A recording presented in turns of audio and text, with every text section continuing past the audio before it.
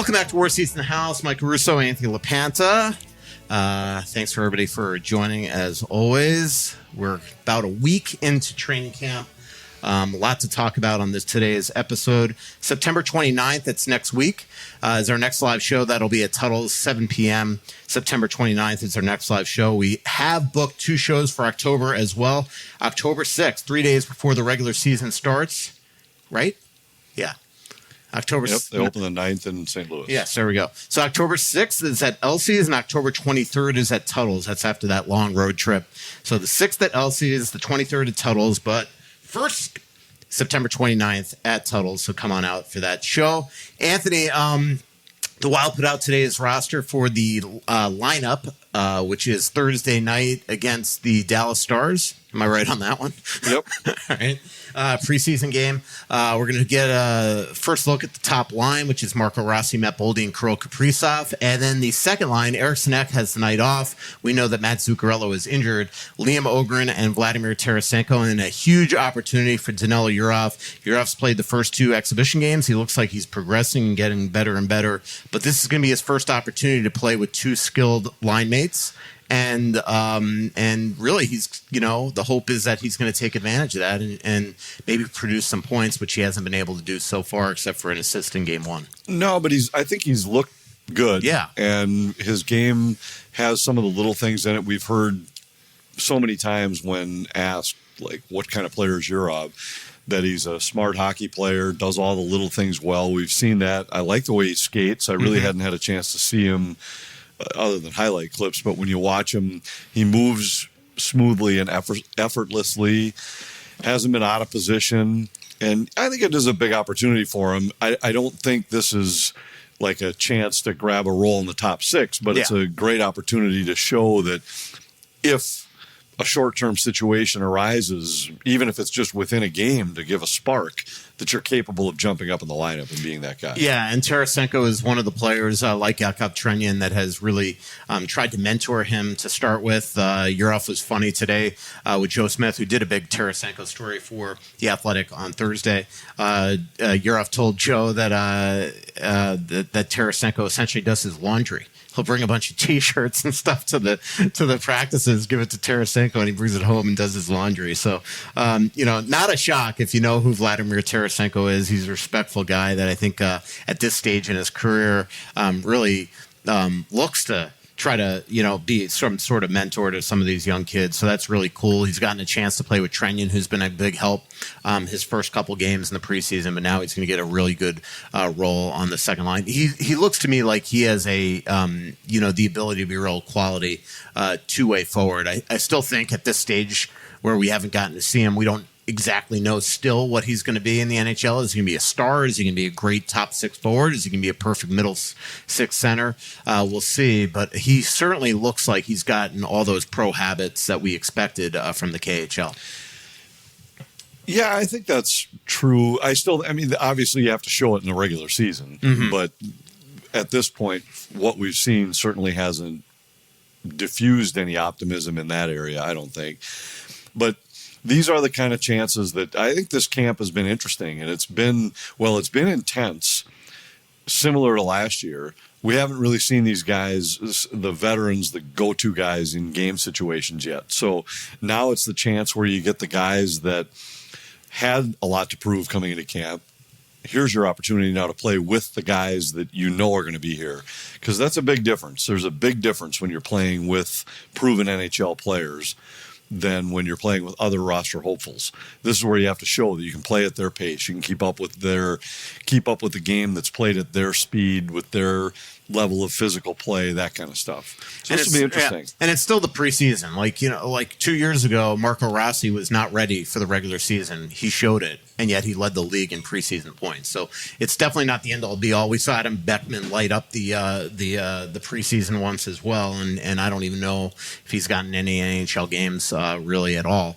So it's definitely not everything. But, another good opportunity for Liam Ohgren. I thought the other night in Dallas, he had a really good first period, was not very good in the second and third period. So this is a big opportunity because in practices so far, in the scrimmages, Anthony, Ohgren's been really, really good. He's shown that he's willing to unleash shots. He's shown his speed. He looks like he's ready to really take advantage of Matt Zuccarello being out to start the season with this injury that he has. But he's got to play better than he did the other night in Dallas. That's true. And if you're going to put him on a line in Matt Zuccarello's spot, and now all of a sudden you're playing with, let's just say, potentially you're playing with Tarasenko and Eriksson Ek, or Tarasenko and Rossi, or something like that, you can't just be a passenger. You have to be more than that. And he hasn't shown that yet in the NHL, but he certainly looks like it. And there have been plenty of times where just watching him shoot the puck, that to me was the skill that he had that was most quickly visible, because that just isn't normal. You can see it even in mooring skates, where all the way the puck comes off his stick, that doesn't change. But he has to now show that he can do that in game situations. And this is another spot where doing it in practice is one thing. Now in a game, even though it's going to be, Dallas isn't bringing their A team by any means. There'll be some fringe NHL players, and they'll be pretty close to that minimum of the number of vets you have to bring on the road for preseason games. But now you have to be able to do it where you're playing. Here you're playing with a couple guys who you're pretty sure are going to be significant pieces of the Wild this year. One is going to be in the top six. One you have a pretty good idea is going to be in the lineup every night. Can you produce in that spot? Yeah, absolutely.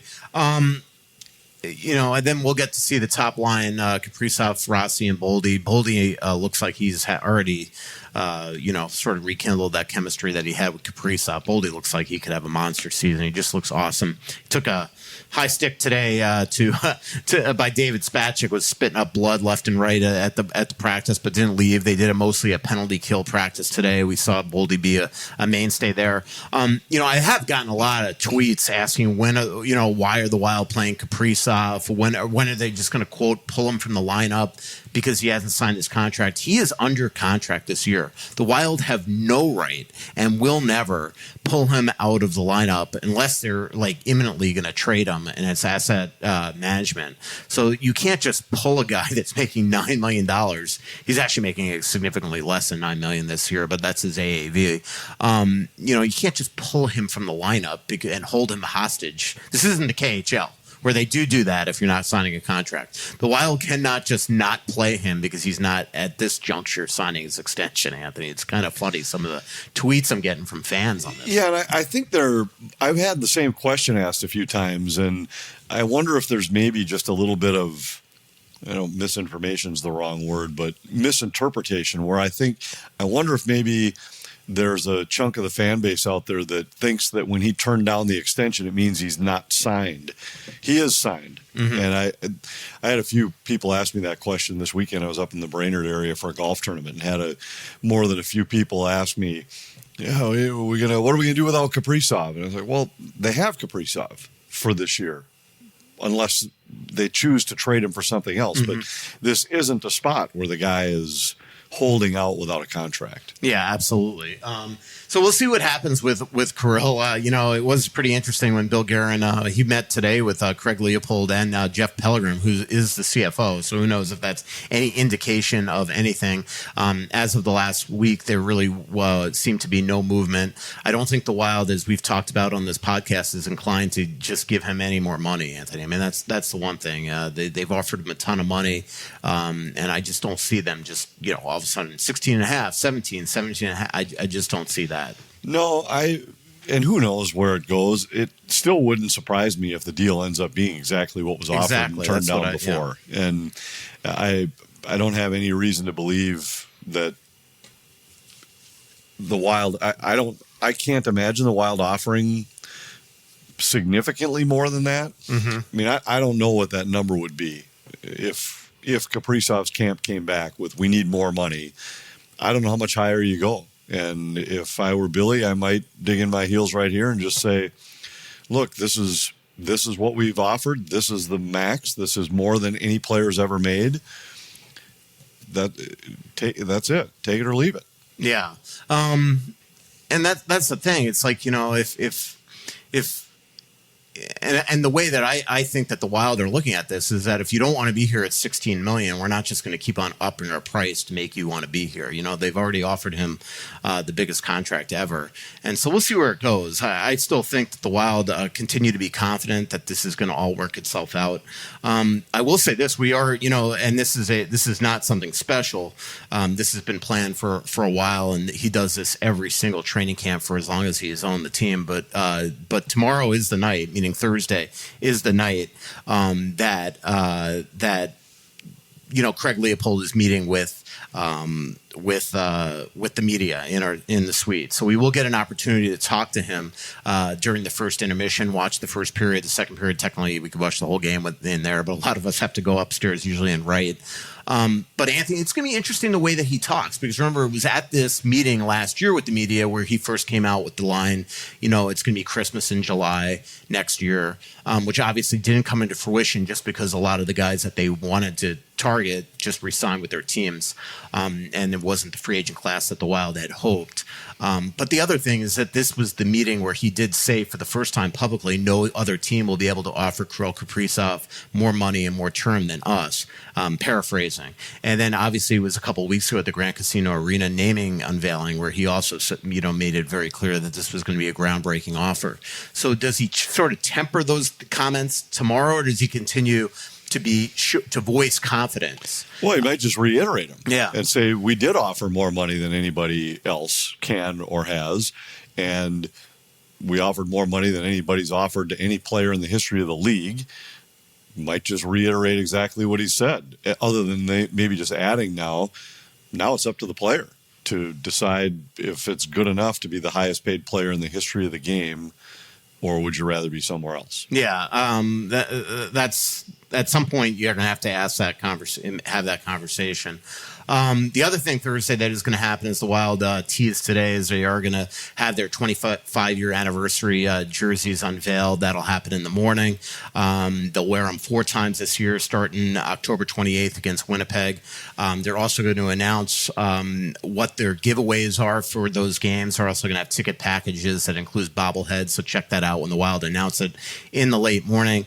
And then on Friday, they are going to announce their opening night festivities, which is pretty cool. They have a bunch of alumni coming back. That's going to be awesome. I'm not going to break any news here, but it's going to be really cool what the Wild are going to announce on Friday. So a lot of cool stuff coming for the 25-year anniversary story. Joe Smith and I also are going to have the 25-year anniversary teams at the fans. We got like tens of thousands of votes for that. So we'll have that as well coming out the first week of the season right before opening night. And we also have a bunch of different panels picking their own teams. Anthony and Ryan are both picking a team. Ryan Carter, Wes Walsh is picking his own team. The equipment manager is going to be picking their team from who are the best, of the 25 years of the organization, who are the best guys to deal with in terms of equipment. Aaron Smickman, their PR guy since day one, is going to do an all media type team, like the easiest guys to work with. So we have all these different panels picking it out. Tom Reed and Bob Kurtz also doing a team. So a lot of really cool stuff coming on. What do you expect to see tomorrow night from the blue line? This is going to be, Middleton and Faber are going to get to play. We're going to get to see Zeev Boyum. That we're going to start to see maybe some of their different things that they worked on today on penalty kill. What do you expect tomorrow? Well, I think it'll be interesting. I think this is a big camp for David Jiricek, and we'll get another look at him. He's shown some flashes. He's also shown some of the same head-scratching personality traits that we saw last year when he played, where it isn't for lack of effort in his own zone, but he just at random times will make offensive-minded decisions, it seems, at least from an outward perspective. It feels like those are the mistakes that are made. The Rantanen goal, perfect example. Just pinches at strange times. But even leaving the zone when his team's got possession and joining rushes sometimes last year where I'd be like, what are you doing? Like, you can't be the fourth guy in the rush when the game situation dictates this. But he's been good in his own zone. Got pretty good reviews on his defensive play in the game in Dallas. This is a big opportunity for both he and Bouyem, because I think, Bouyem missed a little bit of camp, but now was back on the ice and certainly looks confident with the puck. But again, and that could be your third pair going into the season potentially. And but this is a big opportunity. I think for those most guys. likely it's going to be Middleton, Faber, and then Boyum and Spurgeon until Brodin comes back. And then Yeah, the question is, right? Is it Jack Johnson and Bogo, Jack Johnson and Jiricek? Is it Bogo and Jiricek? Yeah, and I probably misspoke. This could be your third set when your defensive core's healthy, right? But these are the kind of spots where you have to see how do these guys work together, and if they work together well enough where you could depend on them in your own zone, then that could be it. I think with Jiricek, like at times it does offensively, it's like he just almost wants to prove his worth. Like even last night, another good example to what you were just talking about is like it's 5 minutes left in a 2-2 game, and suddenly he is just flying up the ice, trying to create an odd man rush where it almost really bit them in the butt. So I do think that those are the things that they've got to work on with him, continue. The other thing, I don't know, I know you were driving during the game yesterday, so you probably didn't get to see it, but I don't know if you talked to John Hines about it today. I talked to him about it, but I think Carson Lambos is ready. Like, he looked awesome in his first 2 games. I thought he was great yesterday in Dallas, in all areas, the way he breaks out the puck offensively.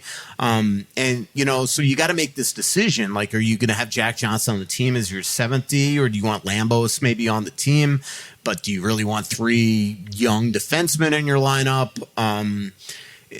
Because Bogo could be that 7th guy. But you don't want Lambos not playing. So I don't know. It's a bit of a pickle, but I think that Lambos is ready. I think I'd have to see more, but he certainly looks closer than he's ever looked. And I don't know if I'd want, if Zach Bogosian, let's assume Brodin's healthy and no other injuries occur. If Zach Bogosian's your 7th D, would you really want Carson Lambos to be your 8th or 7 and Bogosian 8? Probably not. You'd rather have him playing. So I think it depends on that. If you knew that he was going to be your 7th and envisioned some kind of rotation where you were literally using all 7, that's different. But I might lean toward having him playing every night.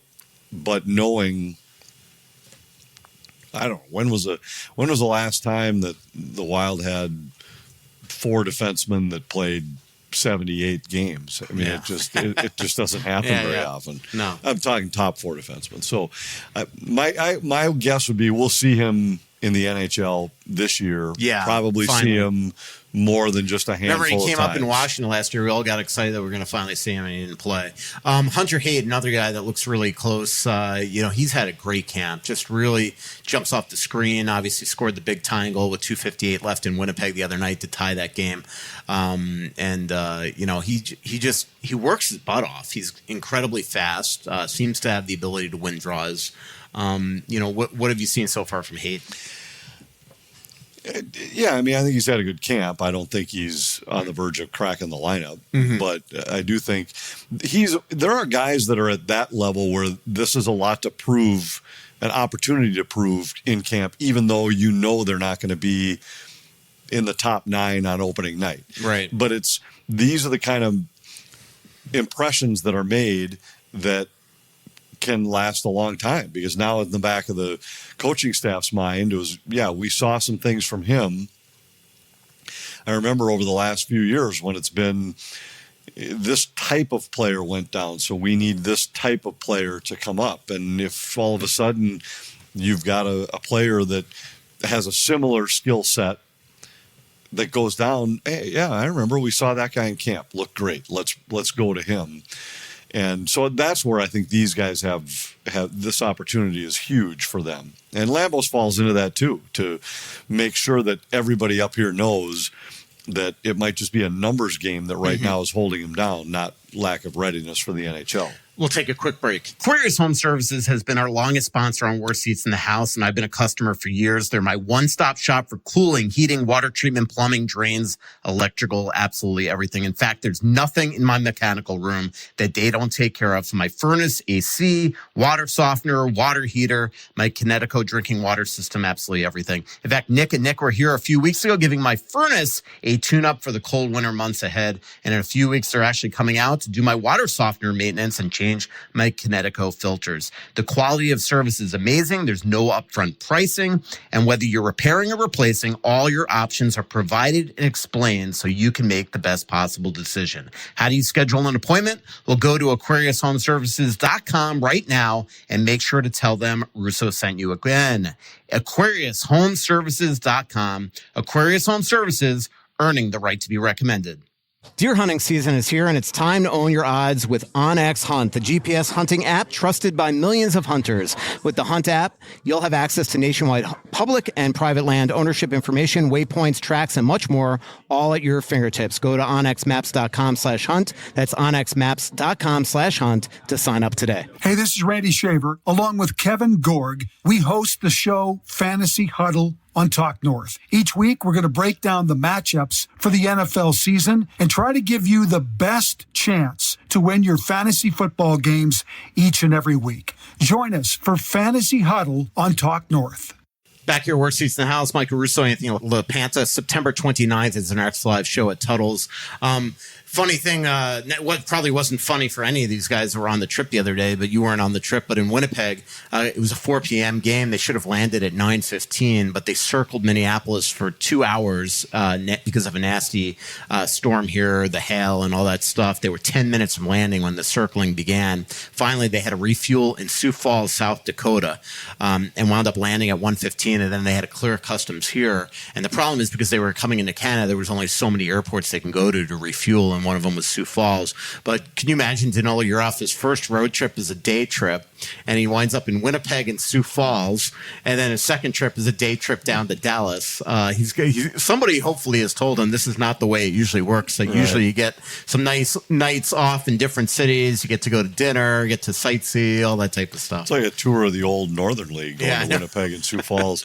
I didn't want to say it, no. but I was going to make the joke. He might think that travel's better in the KHL, but I didn't make that joke. No, if you're offended, I did not make that joke. It was interesting. I was talking to Wes Walls today about that flight back, and he said on the way back from Sioux Falls, they obviously are well aware of where the weather storm cell is, and he said so they waited till it was past, but I could see it out my window, and he said the lightning and the electricity in that storm was unbelievable. Nuts. It truly was a ridiculously electric storm, to say the least. With Yurov, it is really interesting. Nico Sturm's hurt, and he clearly has a back issue. He says it's no big deal, but suddenly he practiced for a couple days, and now John Hines said today that he's going to be off the ice for 4 or 5 days to try to let this thing settle down. This is big.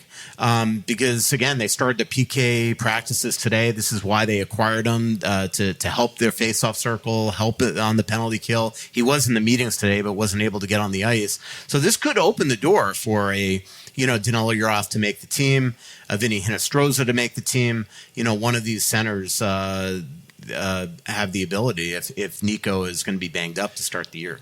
Yeah, no doubt, and that's exactly why they brought Nico Sturm in. So that'd be unfortunate, and it's you always feel for guys who, when they feel like, hey, this is where I wanted to land. I got this great opportunity.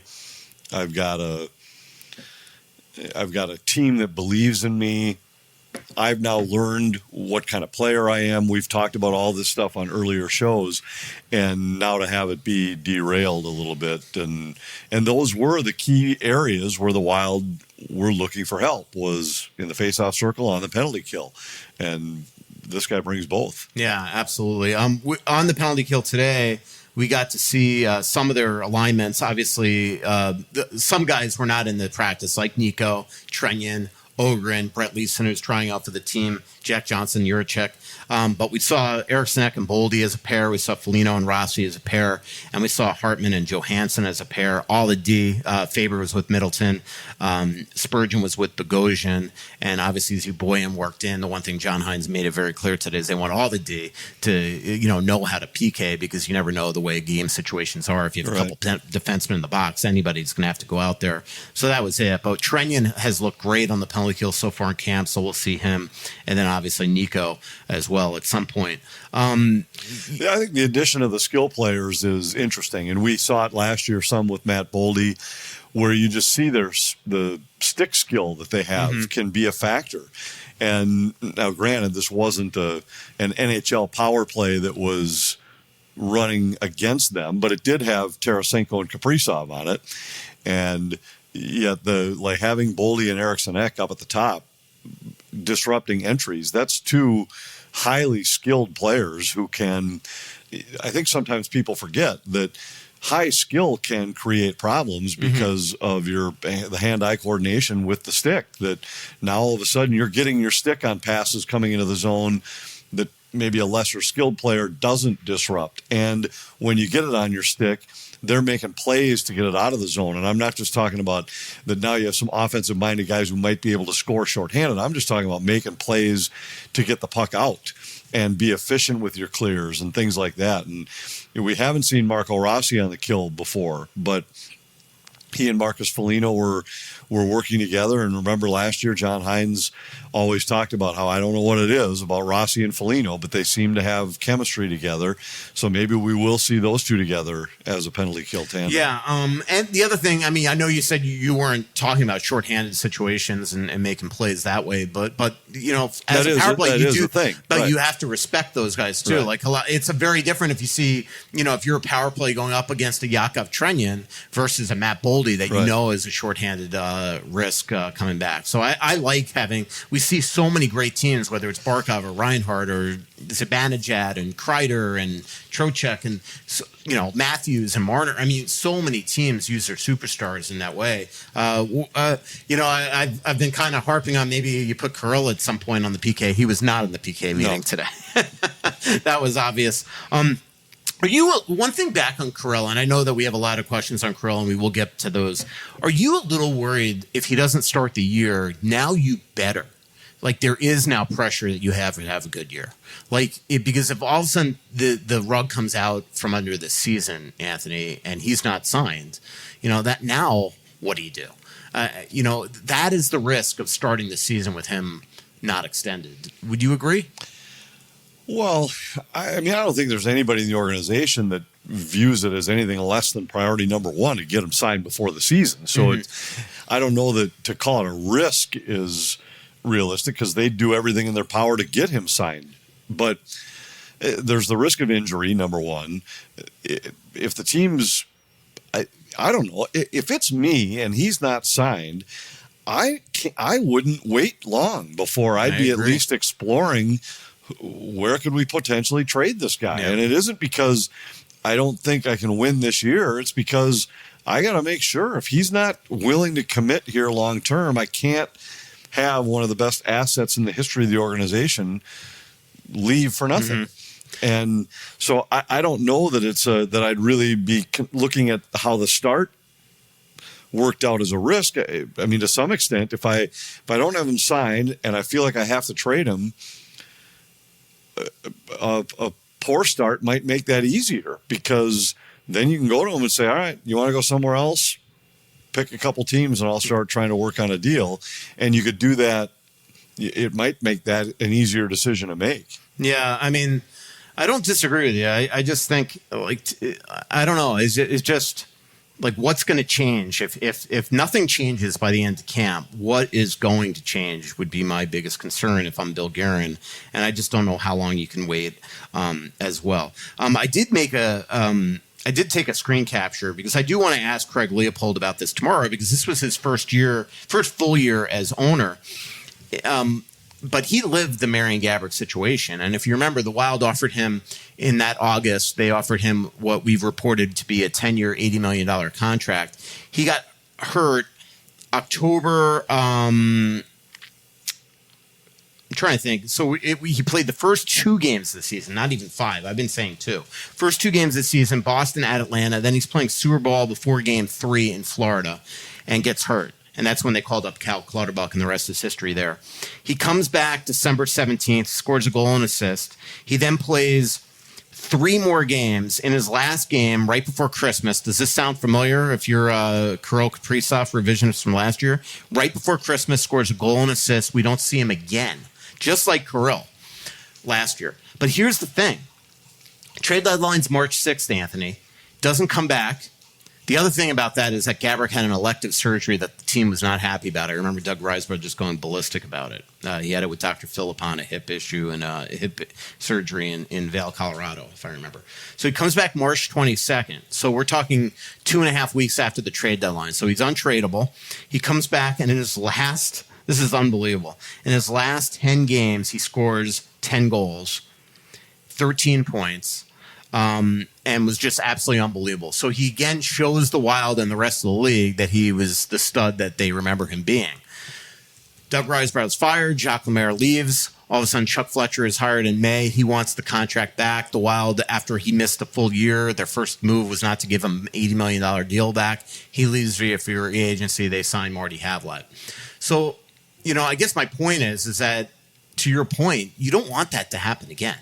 This would be just a devastating thing if that had happened again, if you lose him for nothing, right? Yeah, obviously. And that's why it's a decision that I know Billy and the rest of the Wild front office hope they never have to make. But I think the reality is you have to be prepared to make that decision if he's not willing to sign it. I mean, you just have to. Mm-hmm. Yeah. It's just going to be really fascinating. Does Vinny have any thoughts this week, or do you? He does have thoughts. Nice. Hold on, I haven't read them yet, but he did send them to me, so we'll do this off. We'll just kind of wing it. He said, "Let's see if they're going to piss me off." No, I haven't read them yet, so we'll see. First one's about Yurov. Says he doesn't seem to be lighting it up. He also doesn't necessarily seem like a bottom six guy. Assuming Rossi and Eck are 1-2, where does he fit? I mean, I don't know if I agree with that. To me, he does look like he could be a bottom six guy. But yeah, start this year. I mean, to me, if Mikko, like I've always said this, Mikko Koivu, his rookie year, was fourth line center on this team. He's the all-time leading scorer in Wild history. So it does, sometimes you have to start slow. And Mikko, by the way, was 2 years older than Danila at the time. He was 23 when he debuted for the Wild. So look there to Vinny's point, I mean, Eriksson, Ek, and Rossi are your number 1 and 2. Hartman looks great in camp. He's your number 3. Nico right now is number 4, but he's hurt.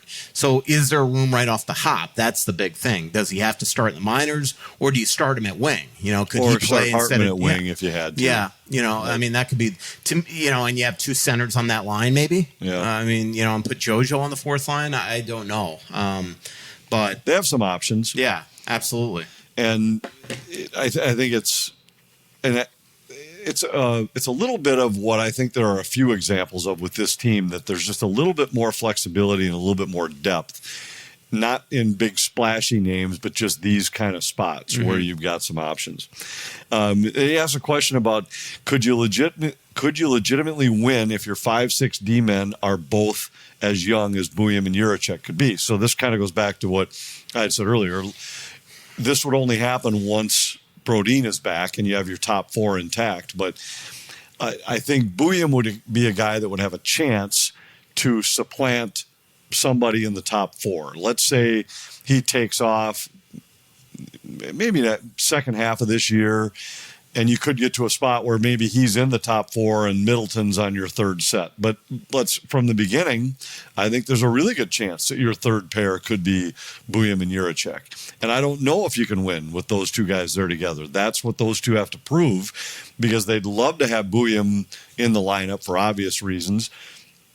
I think they still are excited about the potential of Jiricek, but if those two can't defend as your 5-6, that's when Zach Bogosian has to be a realistic candidate to be in your lineup every night. Or to your point, maybe you try to even out the ice time a little bit. You play a Buium with a Spurgeon, you put a Middleton on a third pair, then late in games you just move Middleton up.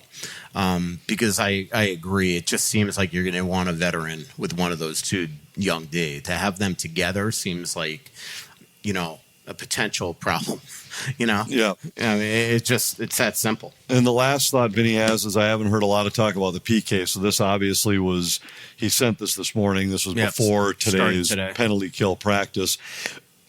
But just said that I know a lot of it was injuries that were last year.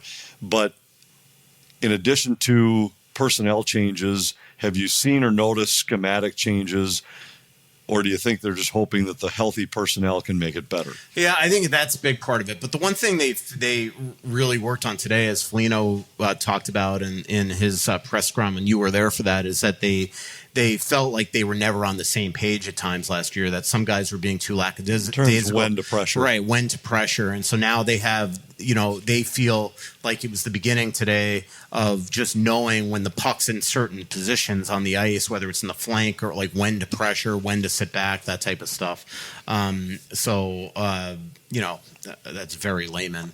I know that. But you do have to have consistent personnel to do that, but there are some schematic changes for sure as to where and when they want to pressure, and they tried to increase the pressure at different times last year, and it seemed like guys were not clear on when that was supposed to happen. They changed it too much last year, and even as Nico Sturm said the other day, when you're in season and you're making a bunch of changes, you just know things aren't going well and it's not going to be well. Like where he said the best teams he'd been on, like last year in Florida, everything was just so instinctual because they always knew what they were going to do.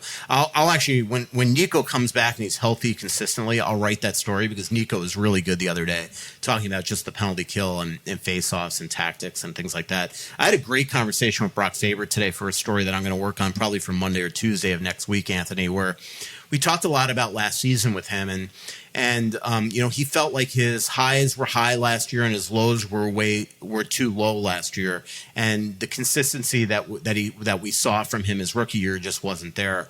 But the other thing we talked about is an identity with him, and how one thing that when you make $8.5 million and you're really not getting a lot of power play time like he did his rookie year where he was able to get a bunch of points, sometimes it affects you mentally and you think that you're, not having supplying the impact to the team that might be. But what he learned by playing with a guy like Jacob Slavin at the Four Nations, here's the best in the business at his role, that you could still earn your dollars. And that one thing he is really embracing is that his job, most important, is to keep the puck out of his net. And so this year, to what John was talking about the other day, if Boyum's running the number 1 power play and Jiricek's on the team, they're going to want to get Jiricek on that number 2 power play. We know Spurgeon's going to probably get time on that number 2 power play because he's an excellent power play guy.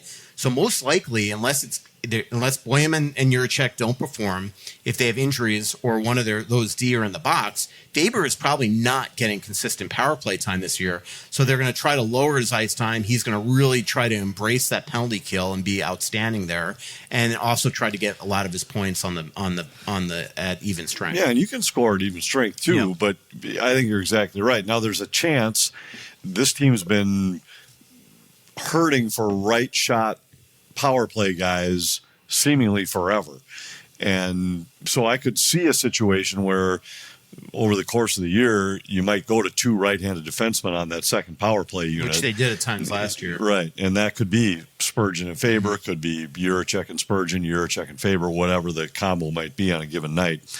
So I think we'll see him some on the power play over the course of the year, but he isn't going to be running the number 1 power play. No, and not if Boyum looks ready. Well, and even if Boyum doesn't, I think you see Spurgeon there, yeah. And I don't think they're going to. I think they'd like to try to stay away from a lot of those guys being on both special teams, and if you can separate it and minimize how much Faber is on the power play, if you're going to lean on him on the penalty kill. And Spurgeon's a guy that they've used in both, but I think they'd love it if his special teams time was power play time, not penalty kill time, and was a little bit less of a grind on his body. Because they don't have their full lineup going tomorrow and Eric Snek's not playing, we're not going to know specifically what the power play units are going to be. But Saturday, they are going to practice the power play really for the first time, Anthony. And obviously, Zuccarello's hurt. So your number 1 power play is going to be probably Boyum, Kaprizov, Boldy, and Eric Snek. Who's the 5th guy? Is it going to be Hartman at the bumper? Is it going to be Rossi on that half wall like flank, or Tarasenko? What's your gut say?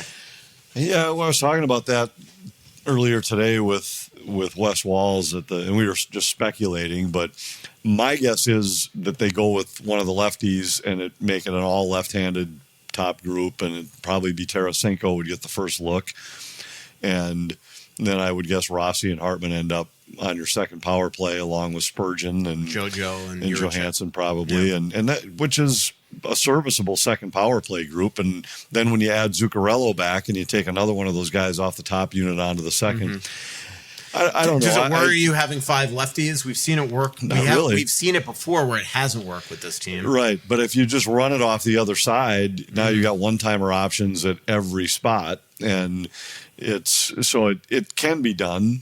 I think you'd ideally love to have at least the one right-hander, so when the puck goes to the other side, you have one guy that can make a play quicker through the middle. But which would be Hartman. It could be Hartman, but I don't know if I'd say he's your prototypical bumper guy on the power play. He might be more a net front guy, but he's not going to take your net front spot from Eriksson Ek. So I think he ends up probably more on the second unit. That would be my guess, but we'll see. And this is, again, it's another example of having at least some guys that, remember, over the last few years, Minnesota hasn't had a second power play unit that was dangerous for probably 6 or 7 years right now. And that second unit has been maybe the final 30 seconds of a power play kind of group and rarely been able to even maintain the zone cleanly. Now you've got some weapons there where I think it could feel different. Right. Let's take a quick break. Choosing the right banking partner for your business is an important decision. Royal Credit Union supports your business needs now and into the future with flexible checking account options and digital tools to help streamline your business operations. Royal also helps take your business further with treasury management services, including ACH, sweeps, and positive pay. Choose Royal Credit Union for business checking. Get started at rcu.org/Royal Choice. Insured by NCUA. And I want to tell you about Twill in the Edina Galleria. Scott Dayton's Twill in the Edina Galleria. TwillMN.com is the website. I'm wearing my Johnny O hat. I'm wearing one of my many Peter Millar shirts. Johnny L and Peter Millar are two of my favorite brands out of Twill in the Edina Galleria. When I've been going to Wolves games lately, I've been wearing my Dingman shoes. I've been wearing my Brax pants, my either Peter Millar or Johnny O shirts, pullovers. The Wolves games are weird because they're really cold, and then they turn on the fire jets before the game and singe your eyebrows. You need to be prepared for all kinds of different temperatures in that building. And I just use all my Twill stuff. And as we do more shows here at TalkNorth.com on video, I'll be wearing more Twill stuff because it's really simple. I don't always try to look good. Sometimes I'm very happy being a slob, and I wear old sweats and T-shirts. If I'm trying to look presentable in any way, Talk North meetings, sponsor meetings, big games, going out in public, going out to dinner, I just put on something I bought at Twill. It's just that simple. If I put on something I bought at Twill, I'm going to look good. I'm playing a Randy Shaver's golf tournament on Monday. I'm going to wear Twill stuff to that too. Golf, walk around town, dinner, whatever. TwillMN.com. Go to Twill in the Edina Galleria. They're laid back. They love talking sports. They're nice people. Tell them we sent you. You'll have a good time, and you'll end up walking out with something great. Hey, have you been dreaming of a lake cabin lifestyle with boating, fishing, and family fun in northern Minnesota? Well, lately I've thought a lot about how cool it would be to have a getaway like so many Minnesotans. And if you're like me, you probably think that owning your own lakeside getaway is beyond your budget. Well, if you think lake cabin real estate prices keep going up, well, think again. This is Russo, and I'm here to tell you there is an affordable way to enjoy a cabin lifestyle and all that goes with it. And yes, I said affordable. I founded a clamshell beach resort, which is located on the Whitefish chain of 14 lakes for you and your family to enjoy. Here's how. Clamshell has lake homes that offer deeded fractional ownership, and the keywords there are deeded and fractional. You own it. Imagine having 5 weeks a year to enjoy Clamshell with its beaches, pool, and lodge that's full of kids' activities. Is golf your game? There's a great golf course right across the road. Like winter sports? Well, you can go ice fishing, cross-country skiing, or snowmobiling right out the door at Clamshell. And there's no maintenance, no grass mowing, no snow removal. It's done all for you. And you can own a share of Clamshell Beach Resort at an affordable price. To learn more about ownership opportunities at Clamshell Beach Resort, go to cottagesonwhitefish.com or contact Pat Egan at 612-220-9819. That's cottagesonwhitefish.com or Pat Egan at 612-220-9819. Back to your worst seats in the house. Michael Russo, Anthony LaPanta, final segment of the show. September 29th is our next live show. That is at Tuttle's. And then October 6th is at Elsie's, and October 23rd is at Tuttle's. Anthony, talking to Ryan Carter the other day, he was talking about all your sensors and your clubs and all the stuff that you've spent money on instead of spending it on Margot. Tell us about it. Well, it's great. Sounds like you're cheating. It's not cheating. It's a stat tracker that I love called Arcos, and it's fascinating to me. You don't keep score. It does it for you. It knows when you take a club out of your bag and hit your shot, and then when you get to the next shot, it then automatically measures it. Your drive went this far, your 5-wood went this far, you took this many putts. All you do is tap a button when you're standing next to the flag because it doesn't know where the flag was each day, and then you're done. And it tracks all your stats for you, and it's helped my game a lot. Not enough to compete with carts, but it's helped my game a lot. It's been fascinating. Ariana and I did win a big golf match today against the arch rival Varley family, a college roommate of mine and his son. We had to go to 2 playoff holes to get it done, but we got it done. Which explains the late podcast today. Yeah, a little bit. It was dark. Did you like my reply to you when you told me that we were pushing it back a little bit? I don't remember what it was. I was pointing out to you, I'm the one that's been working since 6 a.m., but let's push it as long as you want. I said, but we are going to start the second I get there. And, of course, I walk in and we didn't start. We were right close. Away. But I pushed my weight around in here, and poor Margot had to change the protein on your dinner. Right. This would have fallen into one of those Mondays with Margot that the folks on our last Europe trip wanted to. Yeah. They wanted us to start to promote on social media. It was a good meal by Margot, and I knew that it was going to be dark and we'd have to be off the course. So that was when we set the original time, and then when we had to go to a second playoff. Anything to make your life easier, I'm fine. It doesn't matter that I've been working since 6 a.m. and I was at the rink today from 9 to 2. Okay? It doesn't matter. That is a grueling day for you. It is. We just found out you're not even taking like the first month of road trips. That doesn't mean I'm not working. Well, I mean, I got a lot of work to do. I got Olympics to get ready for. Yeah, I was working all day today too. Yeah, on the golf course. Well, until I got to the golf course. Yeah. I know it was grueling that you showed up to your second practice this year. Yeah, it was more than 2, but it was. But we had some prep meetings today to get ready for the season. It's our first broadcast Thursday night. I'm excited about that. It's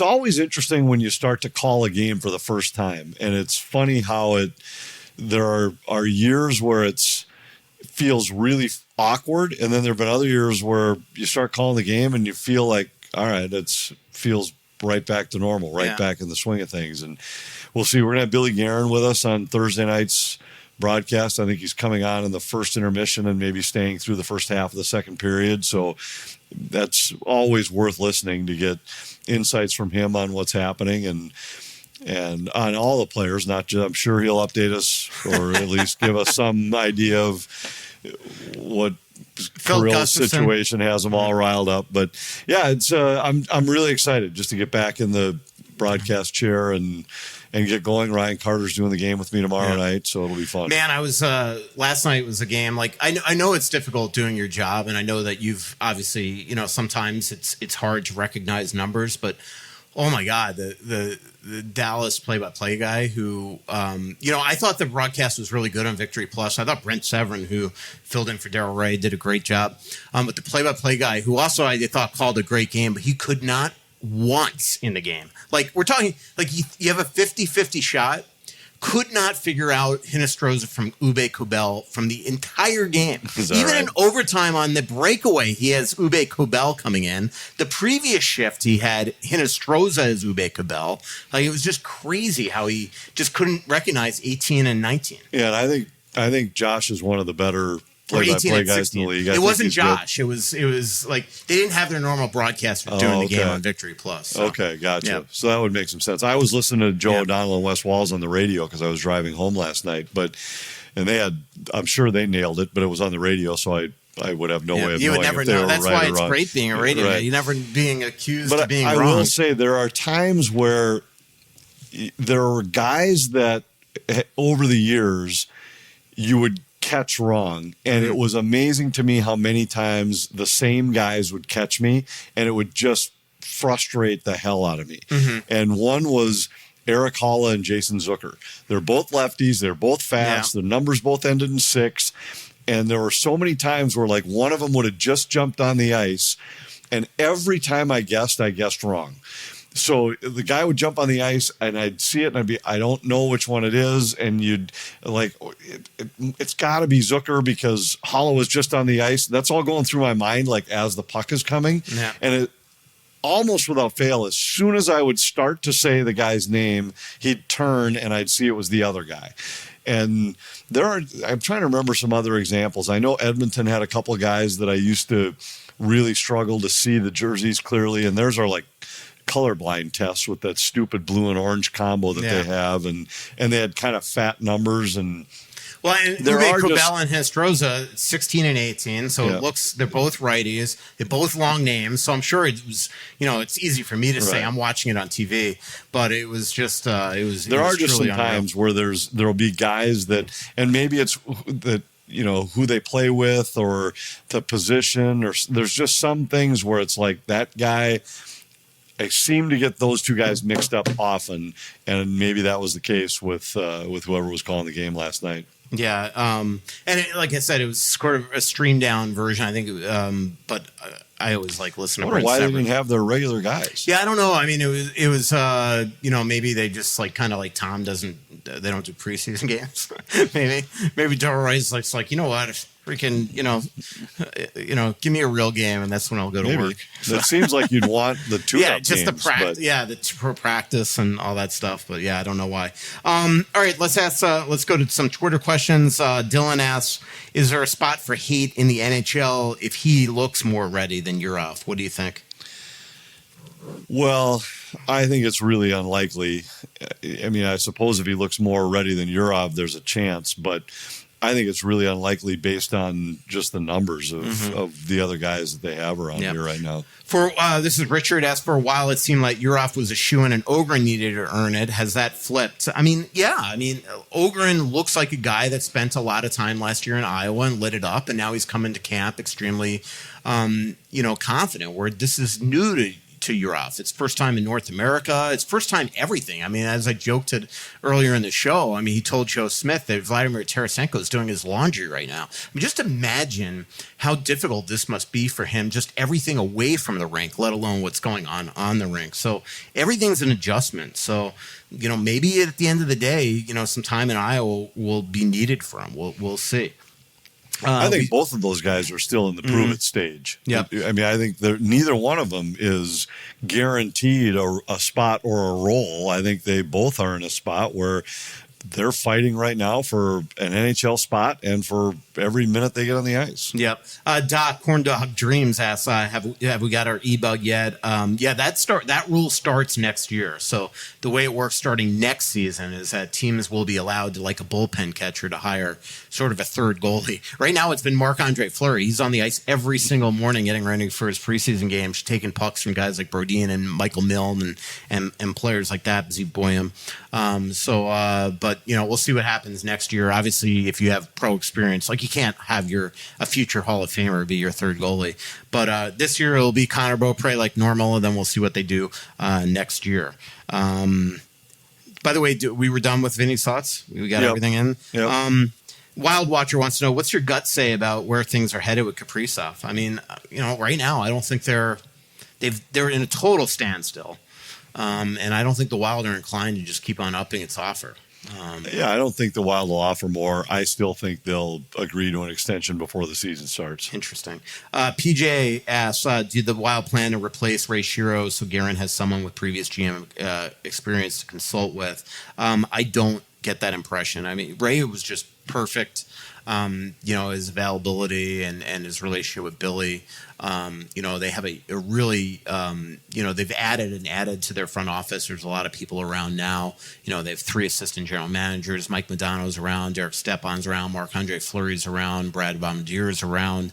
Matty Hendricks is around. Did I forget anybody? Stepan, Goose, Alex Galgoski. I mean, there's a lot of people in that front office now. Would it help to have sort of that person to bounce off of? Probably, but right now I don't think that's priority number one. Yeah, I don't get that idea either. And there is a difference though. Like you can lean on, let's just use like Mike Modano as an example.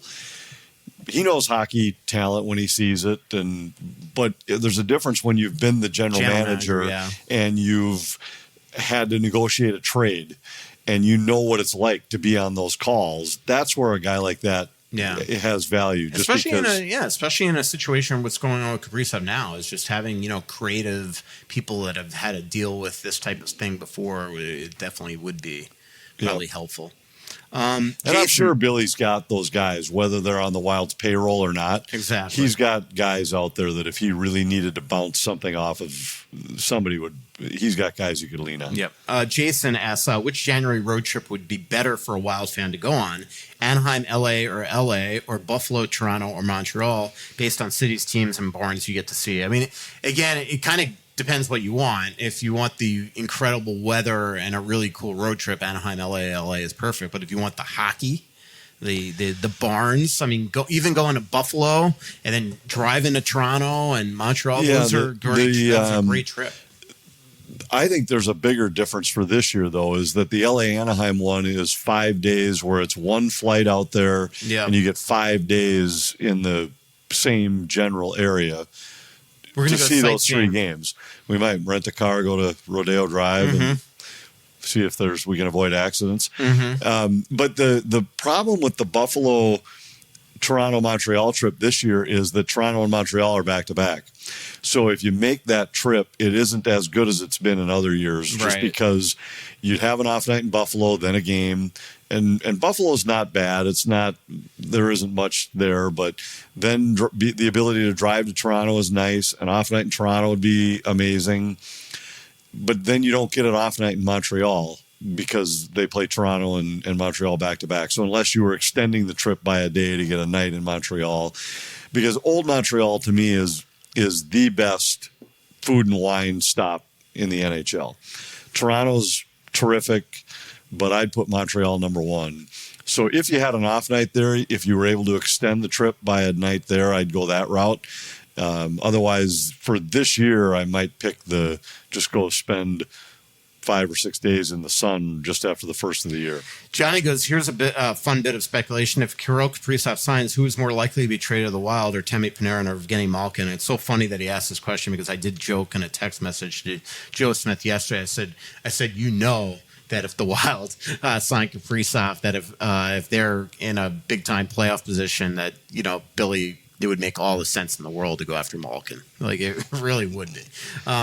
Depending on what else had happened with your roster and what you might need at that point. But the point being that he and Kirill are so tight. Right. And that Billy's got a relationship with Gino. Yeah, exactly. Zach Spicer, how does Zuki still fit this team if Ohgren does indeed step up and take his lineup spot? I mean, Zuki's got 1 year left on his contract, and we don't know what his future entails because we haven't had a chance to talk to him yet if he's going into this year thinking retirement or not. But I would think this is probably his last year in Minnesota unless Kirill signs and says, I want Zuki back, and Zuki says, I'm coming back, and Billy says, okay, he's coming back. But, I mean, if Ohgren looks great, to me, Zuki's still a top 6 winger on this team, and you put Ohgren now with like a Hartman and Foligno, that could be a great line. Terrific. So, line. Yeah. And, this, as I've said, every time we ever discuss this stuff, if Ogren's better than Zuccarello, then he'll take his job. And if he's not, Zuccarello will stay there, and Ohgren will get bumped down in the lineup. Brett asks, you and Anthony's prediction on the best and worst teams in the Central this year. I think the worst team in the Central is still going to be Chicago. Best team?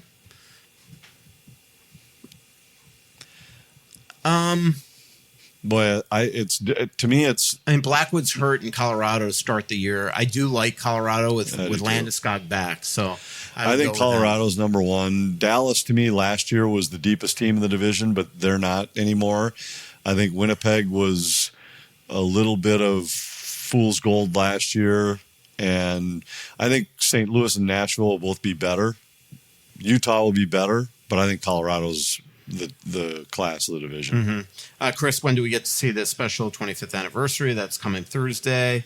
Here's somebody saying, when do you pull him from the lineup? You don't. Max goes, with the cap space open, at least to start the year, will there be more players staying up as healthy scratches than we've had in previous years? Remember, you can still only have a maximum of 23 players. So, again, with Iowa close, there's no need to waste cap space. But the Wild do have a 5-game road trip to start the year, starting in Game 4. So you're going to need extra players on that trip. I know we've talked about the new CBA and when things take effect, but there is a stipulation in the new CBA that they're stressing no more paper moves, right? Where a guy has to physically go to Iowa. Yeah. And so that might affect that a little bit too. Mm-hmm, absolutely. Maddie goes, what would we consider a bounce-back season for Jakub Trenyan? I mean, man, if he's just playing the way he is playing now, I don't even care about goals if he's on the fourth line, but if he is helping on the penalty kill and adding a physical dimension, but producing a little, some points, maybe even move himself up in the lineup if he plays like this. I mean, that to me is it. I don't think we have to say he's got to score 20. I mean, he is still right now at least starting as your fourth line winger. Yeah, well, he's not going to score 20, right, but he could score 10. Mm-hmm. And I think if he plays the way he played in the playoffs last year, then that's all you could ask for him. I thought his role in the playoffs looked like what the Wild had hoped they had when they signed him. Right, exactly. Anything else you want to talk about? Nope. We got, you did mention our Europe trip. You want to promote that? Yeah, it's going to be great. Starting Lake Como, down through Santa Margarita, into the south of France, Monaco. I think it's awesome. And we already have had, I think it was in the first day, we had 8 people sign up. Mm-hmm. And so I come and join us if you can. Yeah. You won't be disappointed. Yeah, this is actually one you're going to want to sign up pretty quickly because we are filling fast. It's just such an appetizing. Plus, we know that Anthony speaks Italian. He's in the midst of learning French, which is always a fun thing. I'll start working on that. So, we're going to the French Riviera. He's got to communicate, Margot. So there we go. Our next live show is September 29th. That is next week. I keep on saying next week because I don't actually know the day. Let me look real quick. Do you know the day, Anthony, off the top of your head? September 29th is Monday. So Monday night, 7 p.m., that's at Tuttle's. And then October 6th, that's the following Monday, that's at Elsie's. And then October 23rd is at Tuttle's again. So again, come on out on Monday night, September 29th. That'd be incredible to see you. Talk about the Wild. Maybe we'll have some Kaprizov news. Maybe Billy Guerin will break it on the FanDuel tomorrow, right? We'll Anthony? see. It could happen. We could have breaking news on a preseason broadcast. Yep. Thanks to our incredible sponsors and for joining us in the Aquarius Home Services studio. Aquarius Home Services, your local authorized dealer for Connecticut water treatment systems, Clamshell Beach Resorts, Onyx Maps, Twill and Edina Galleria, and Royal Credit Union. Thanks, everybody. So much coming out, there's nothing going in. I know that you feel like you're never gonna win. Oh, but the world